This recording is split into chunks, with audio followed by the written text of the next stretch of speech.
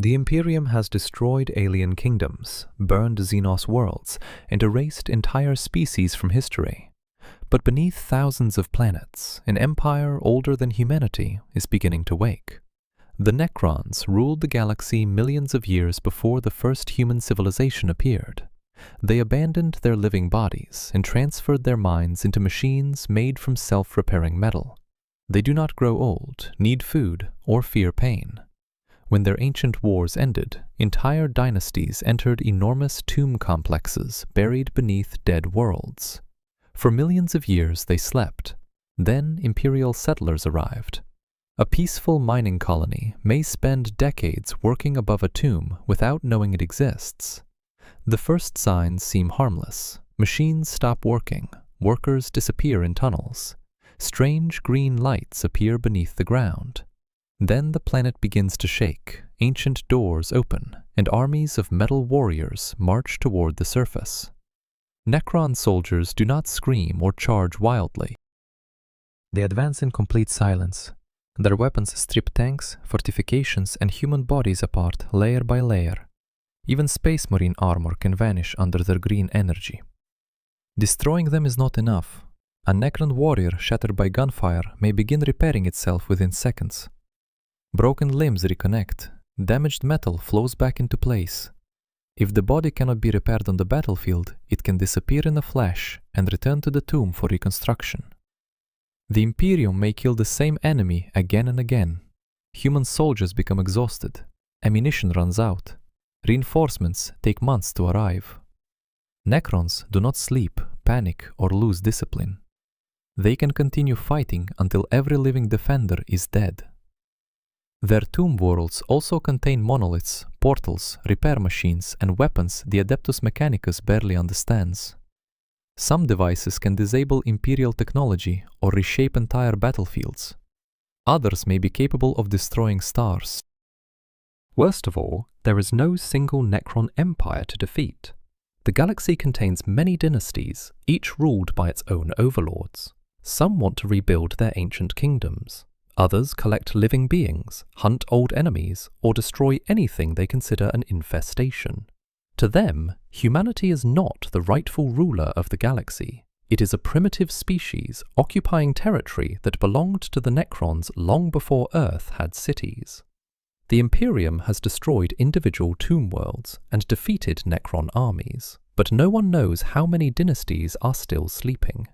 A loyal Imperial planet, a mining moon, or even a major fortress world may hide millions of warriors beneath its surface. Humanity believes it conquered these worlds. The Necrons believe humanity is only living there temporarily. And when every tomb finally opens, the Imperium may discover that the galaxy was never truly theirs. The Imperium has destroyed countless Ork armies.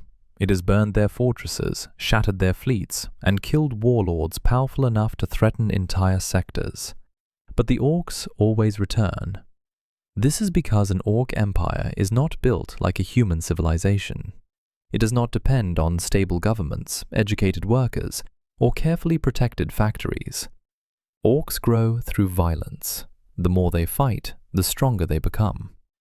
When enough Orks gather behind one powerful war boss, a war begins. A war is more than an invasion. It is a moving empire filled with warriors, crude starships, stolen vehicles, and weapons built from battlefield scrap. Billions of greenskins can follow a single leader from system to system, destroying every world in their path. Their machines often look impossible.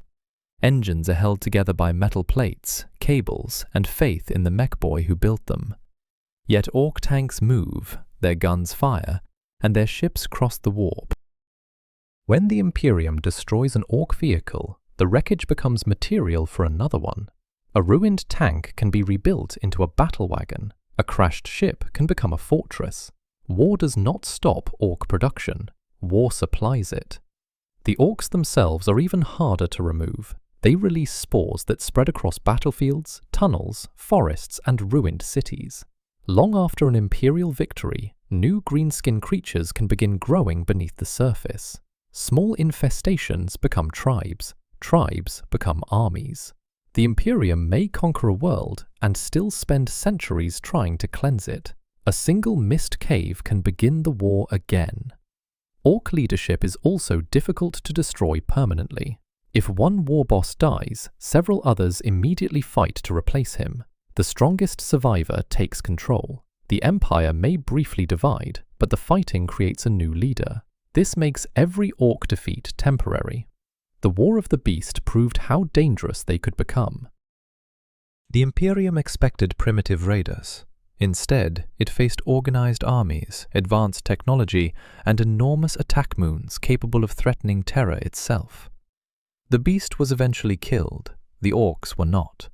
Other warlords continued to rise. Other empires continued to grow. On worlds like Octarius, endless war only made the greenskins larger and more dangerous. The Imperium can defeat a war before it becomes unstoppable, but warnings often arrive too late. Frontier governors hide disasters. Reinforcements take months to gather. By the time the Navy responds, several systems may already be burning. Even victory spreads the danger. Surviving Orks escape aboard damaged ships. Spores remain on conquered worlds. New warlords hear about the fighting and travel toward it. To humans, a great war is a catastrophe. To Orks, it is an invitation. The Imperium can destroy Ork empires again and again.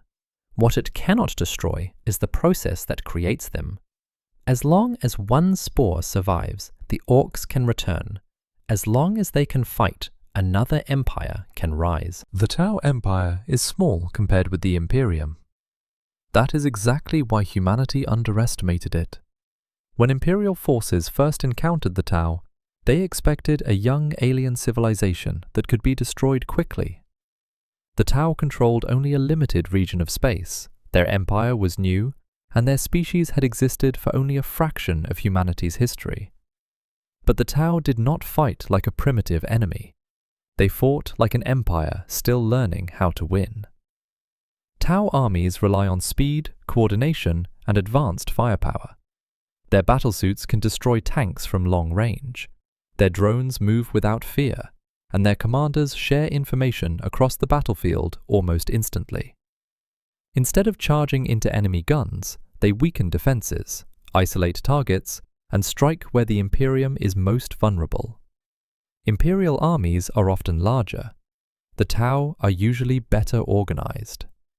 This becomes even more dangerous because the Tau do not conquer every world through violence. They offer trade, technology, protection, and a place inside the greater good. Human populations abandoned by the Imperium may listen. A frontier colony waiting decades for Imperial aid can receive food, medicine, and weapons from the Tau within months. Workers who lived under brutal governors may discover that the aliens offer better conditions than their own rulers. To the Imperium, this is heresy. To desperate civilians, it can look like survival. Entire human communities have joined the Tau Empire. Some fight beside alien soldiers. Others produce equipment, manage settlements, or defend worlds against the same Imperium that once claimed to protect them. This makes every Tau victory more than a military defeat.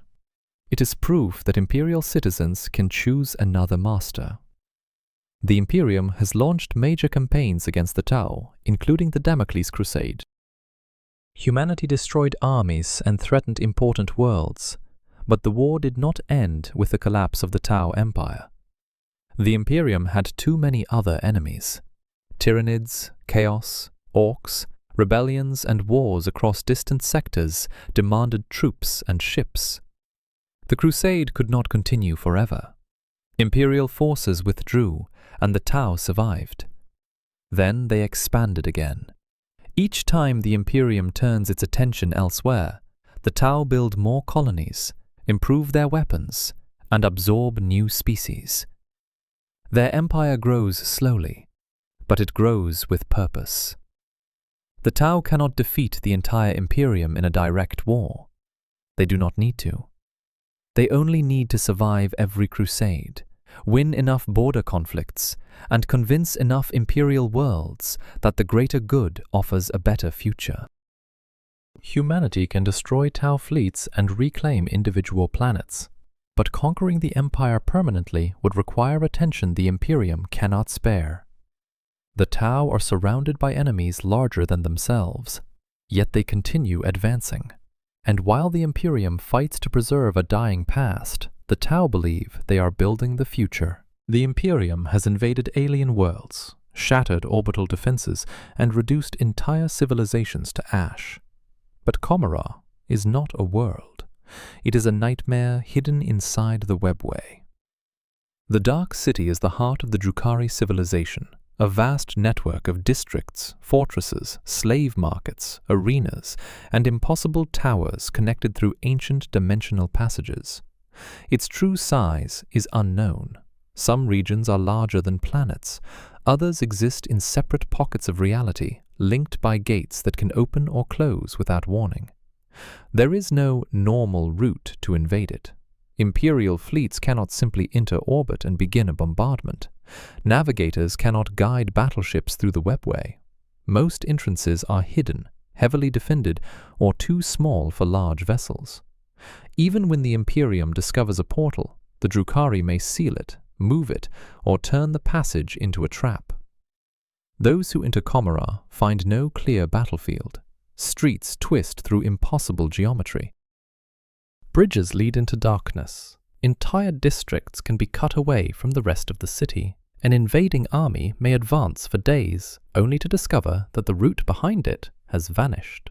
The Drukhari know every passage. The Imperium knows almost none. This allows the Dark Eldar to attack from any direction. Raiders appear from hidden gates, strike isolated units, and disappear before Imperial forces can respond. Soldiers are not always killed. Many are captured alive and dragged into the lower levels. Death would be kinder. Commorragh survives through suffering. The Drukhari believe pain protects their souls from being consumed by Slaanesh. Every prisoner is therefore valuable. Humans, orcs, Tau, and other species are brought into the city as slaves, gladiators, test subjects, and living sources of agony. The city itself is divided among powerful cabals, homunculus covens, and witch cults. They betray one another constantly. Assassinations, coups, and private wars are common.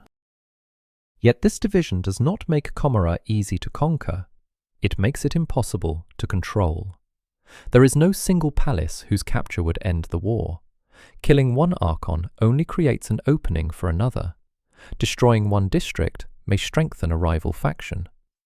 Even the ruler of Commorragh, as Drubael Vecht, maintains power through fear, manipulation, and disasters carefully aimed at his enemies. The Imperium has entered the Dark City before. Small forces have survived raids, rescue missions, and desperate attacks. Space Marines have killed thousands of Drukhari. Imperial agents have destroyed laboratories and escaped with prisoners. But these were wounds, not conquest. To capture Commorragh, the Imperium would need to control countless webway gates, defeat rival factions that can vanish between dimensions, and occupy a city whose borders can be rearranged by its rulers. The cost would be unimaginable. And even if one section fell, the Drukhari could seal it off and continue living in another. The Imperium controls worlds through armies, fleets, and fortresses. Commorragh exists beyond all three. Humanity can hurt the Dark City. It can destroy its raiders. It can make the Drukhari pay for every attack. But it cannot surround a city with no fixed border. And it cannot conquer an empire that can close the door to reality. The Imperium knows how to conquer planets. It surrounds them with fleets, destroys their defenses, lands millions of soldiers, and replaces the surviving government with imperial rule.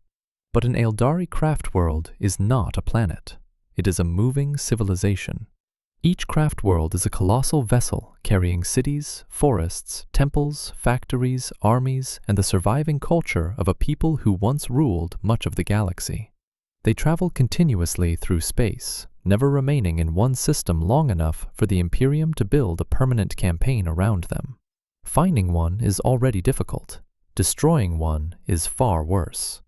A Craftworld can change direction long before an Imperial fleet arrives. Its farseers search possible futures and may discover an invasion years before the First Order is issued. They do not need to know every detail. A single vision can warn them which governor will begin the war, which fleet will be sent, and where the decisive battle must take place. By the time the Imperium attacks, the Aeldari may already have prepared the result. Imperial supply convoys disappear, commanders receive false information, pirates attack transport routes, a distant rebellion forces part of the fleet to turn back. The Craftworld may never face the full invasion, because its seers have spent years removing every path that leads to danger. When battle becomes unavoidable, the Aeldari rarely fight like humans. Their forces emerge from the webway, an ancient network of passages existing between the material galaxy and the warp. Warriors can appear near an Imperial world, strike a valuable target, and vanish before heavy reinforcements arrive. Their armies are smaller than those of the Imperium, but they are fast, specialized, and supported by technology humanity has largely forgotten. Aspect warriors train for specific forms of warfare. Grav tanks move across terrain that would stop Imperial armor. Psychic leaders guide attacks with knowledge of possibilities that ordinary commanders cannot see. Even a successful Imperial assault may accomplish nothing. The Craftworld can withdraw into deep space. Its warriors can escape through hidden gates. The Imperium may capture an empty battlefield, while the civilization it intended to conquer is already traveling toward another region of the galaxy. A direct attack would also be enormously expensive. Every Craftworld is protected by fleets, defensive weapons, psychic wards, and warriors who understand that losing their home means losing an irreplaceable part of their species.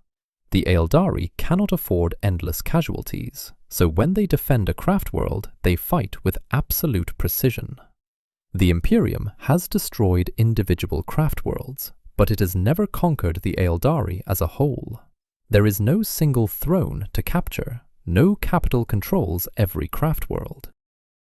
Biel-Tan, Ulthe, Saim-Han, Iandin, Aleatok, and countless smaller vessels follow their own paths through the stars. Destroying one only warns the others.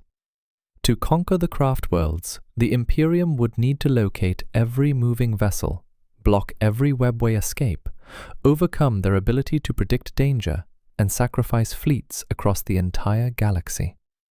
Humanity has neither the knowledge nor the time. The Aeldari are the survivors of a fallen empire, and survival is the one war they have been fighting for 10,000 years. The Imperium has survived invasions from orcs, rebellions, demons, and ancient alien kingdoms. But the Tyranids are not trying to rule humanity, they are trying to consume it. Tyranid Hive Fleets enter the galaxy from the darkness between galaxies. Each fleet contains countless living ships, organisms, weapons, and creatures connected through a single intelligence known as the hive mind. They do not build cities, they do not negotiate, they do not accept surrender. When a hive fleet discovers a populated world, smaller organisms arrive first. Gene stealers infiltrate cities, infect civilians, and create hidden cults. These cults may survive for generations, spreading through factories, governments, and military forces. When the main fleet approaches, the cult rises in rebellion. The planet is already fighting itself when the Tyranids arrive. The Hive Fleet then surrounds the world and releases billions of creatures. Small organisms attack in endless swarms. Larger beasts destroy tanks and fortifications. Biotitans walk through cities, while living aircraft fill the sky. Every Tyranid is part of the same army. Individual creatures have little value. The hive mind can sacrifice millions to discover a weakness in Imperial defenses. If one type of organism fails, the fleet creates another, better suited to the battlefield. The Tyranids learn through consumption. When they devour a powerful species, they absorb its genetic material. New organisms can be created with stronger armor, sharper senses, or greater resistance to weapons that harmed earlier swarms. Even Imperial victories can make the next invasion harder. If the defenders survive long enough, the fleet begins consuming the planet itself. Oceans are drained, forests disappear, the atmosphere is stripped away, Every animal, plant, and human body is broken down into biological material. Nothing remains except dead stone. The Imperium has defeated individual hive fleets. Behemoth was stopped at enormous cost. Kraken was scattered. Leviathan has suffered devastating losses. But these were only parts of a much larger force. No one knows how many Tyranids remain outside the galaxy. The fleets already encountered may be the main invasion, or they may be only the first creatures reaching the edge of a new feeding ground. The Imperium cannot conquer them because there is no known homeland to capture. There is no capital world. There is no government. There is only the hive mind and endless fleets moving through space. Humanity can burn worlds before the Tyranids reach them, denying the enemy food. It can sacrifice entire systems to slow their advance. It can destroy one fleet after losing billions of soldiers. But every victory consumes resources the Imperium cannot easily replace. The Tyranids lose creatures. The Imperium loses planets. And somewhere beyond the edge of the galaxy, something may still be approaching, larger than every hive fleet humanity has seen so far.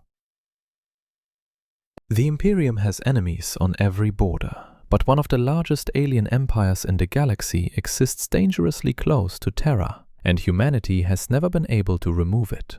The Q'Orl Swarmhood controls a vast region of space in the Segmentum Pacificus. Its territory contains numerous systems, heavily populated worlds, and fleets powerful enough to defend them. Unlike many alien species, the Q'Orl are not scattered survivors or isolated raiders. They are organized. Their civilization resembles an enormous insect colony. Every individual serves a specific role. Workers maintain cities and ships. Warriors protect the Swarmhood. Specialist castes control technology, communication, and expansion. At the center of this society are powerful queens whose authority reaches across entire populations.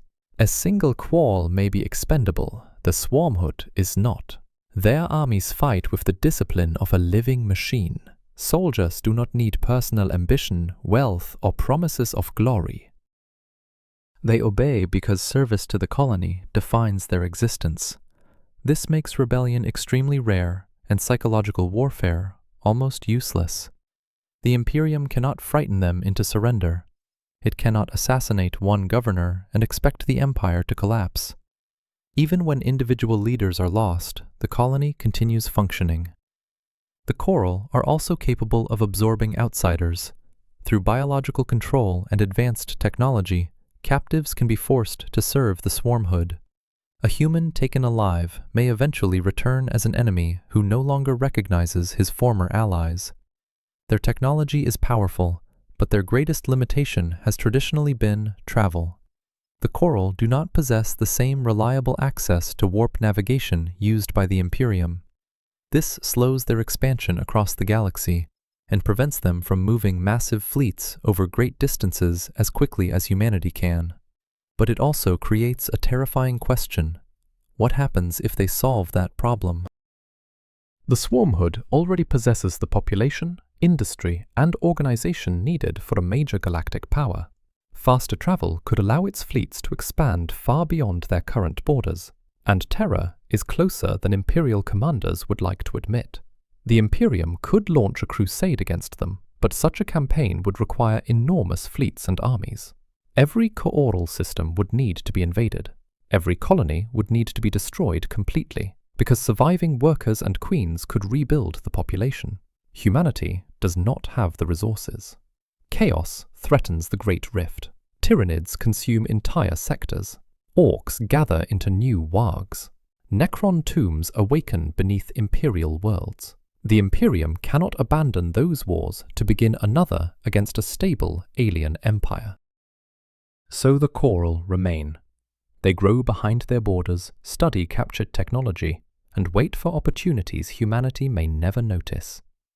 The Imperium has not conquered the Swarmhood because it cannot afford the war required to destroy it.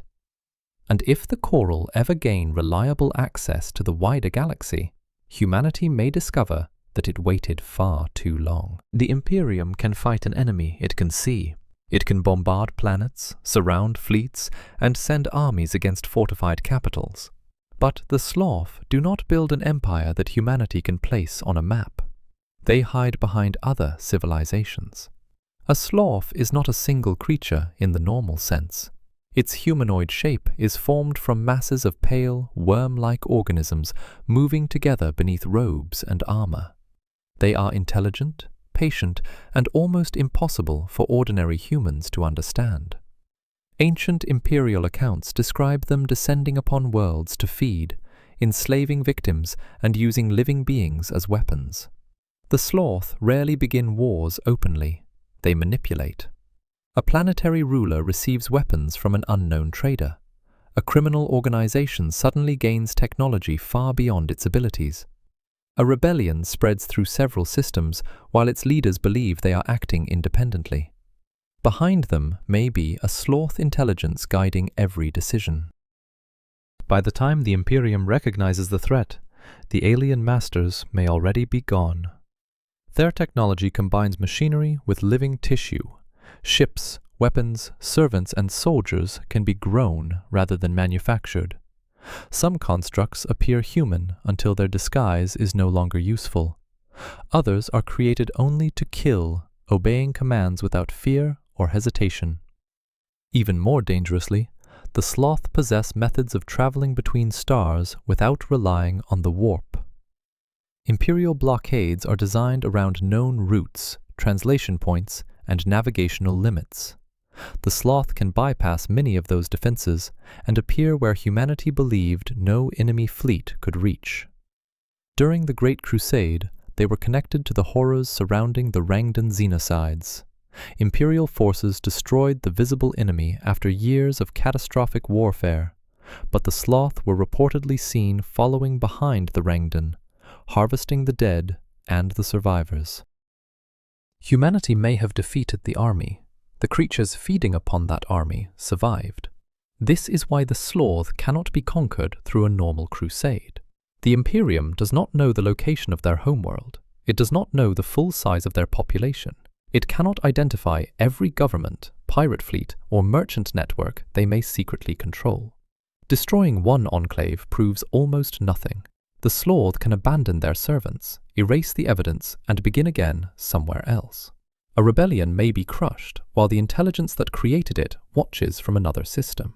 An alien fleet may be destroyed, while its true masters remain hidden aboard vessels no imperial censor recognizes. The other empires in this list resist humanity with armies, fortresses, numbers, or impossible geography. The Slaugth resist by ensuring the Imperium never knows where the real war is taking place. They do not need to conquer terror, they only need humanity to continue fighting itself. And somewhere beyond imperial borders, hidden masters may already be preparing the next war, waiting until both sides are dead before descending to feed.